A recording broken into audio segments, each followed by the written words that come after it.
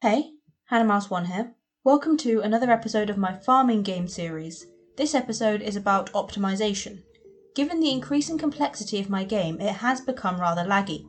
In full screen it's all but unplayable, and the code is a confusing mess. Therefore, I'm going to spend some time completely redoing all of the code, making it much better optimized and easier to expand upon going forwards. First, the tile scrolling. I used a really complex way of doing this before, requiring the project to constantly do a lot of maths, lagging the game. I'm going to redo this system in a way that's a lot more akin to how Griffpatch does it in his tile scrolling platformer series. I also take this opportunity to create a nice fence that runs around the edge of the field, creating a proper perimeter. It makes it feel so much neater. Another alteration that I make is to try and get collisions a bit more precise. Before it was just colliding with the entire tile if there was something in the way, but the basic grass costume is split into 16 smaller squares, so I think if we get it to the individual square, that'll be close enough. I go through and give each square a value of 0 if it's empty and 1 if it's occupied, in 16-digit strings. If you're in an occupied square, you get reverted to your previous position.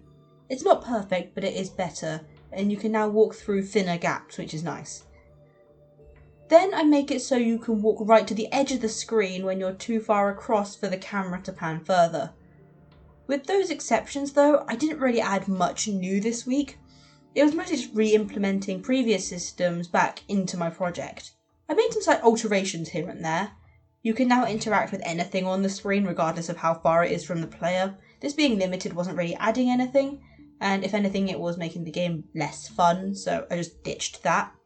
And trees no longer spread like they did before, and you'll just be able to plant them. This just makes it easier to keep your farm neat, which I feel like will be a key thing about making this game feel like satisfying in the way that I want it to be.